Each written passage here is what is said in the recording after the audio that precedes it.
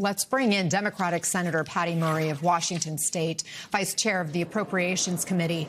Senator Murray, thanks for joining us. The fact that outdated targeting data may have led to the death of more than 100 Iranians, teachers, children. Your reaction to that? I'm just sickened by this. To go into this war unprepared, to use outdated data, and to have this horrific thing happen where children were killed in a school sends a horrible message to those that are in a war with us and to our own constituents about what America's values are. This is unacceptable. The administration needs to be held accountable, and to the very top, to the president, need to be clear and outspoken about apologizing and making sure that everyone goes back and makes sure that our targeting data is updated.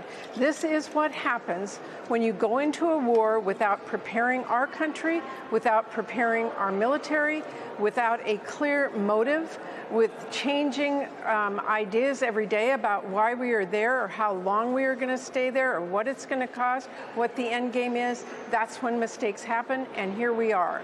That's why this war needs to end. What would accountability in this case look like?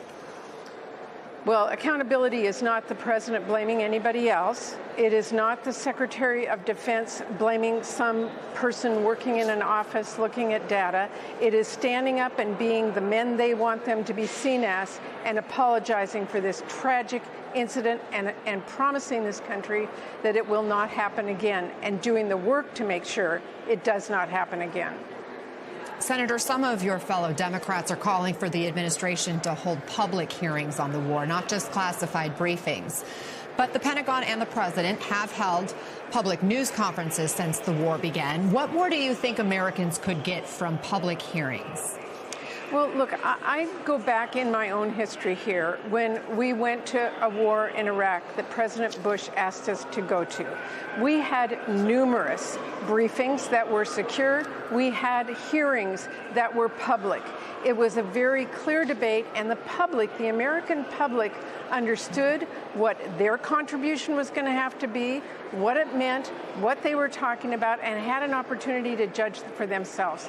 None of that has happened. You do not go to war by having a press conference. You go to war with your allies and with the American people themselves behind you. That did not happen. We are $1 late here, but that doesn't mean we don't do our job. And that is public hearings so the American people understand what is going on. Look what's happening today in the Strait of Hormuz, where oil ships are being stopped and our gas prices are going up 50 cents or more in a few days at a time. Americans will buy into that when our country is in a war they understand or share the goal of, but they're not going to buy into it when they do not understand this. Again, that's why we have public hearings. But the economic cost of this is being borne by the American public without any buy-in, and that is just wrong. This war needs to end. We keep trying to ask the administration, why now? Was there an imminent threat? And what is the ultimate objective of this war? In a new interview with Axios, President Trump is explaining the reasoning behind this war with Iran, saying this, quote, "They were after the rest of the Middle East. They are paying for 47 years of death and destruction they caused. This is payback. They will not get off that easy." Is that good reason to go to war? That's a threat, but it is not a good reason to go to war. Again, when you take your country, when you take our men and women, when you take our resources into a conflict like this, you go in because there is an imminent threat. And that's when you don't tell people ahead of time. There was no imminent threat. And the goal has changed on a daily basis. The original words of Marco Rubio were to us in a skiff, that this was because Israel went in and we had to go or we would be a target. That changed immediately within hours. We were told there was an imminent threat. That is not correct. There was not an imminent threat. We are told now it's perhaps about regime change. Or I heard your previous guest on the show talking about, well, we have to keep going until the Iranian people feel that they are able to go out in the streets without being murdered. That is not acceptable reason for using our men and women in the military, our personal resources, and our economy to go into a war like this with no end, endless wars in sight. We have been here there before. It never works out. And we are here now. And again, while I will repeat for the third time, this war needs to end. And you say the American people are now paying the price. Here's what Republican Roger Marshall said about the rising prices at the pump in light of Trump's war on Iran.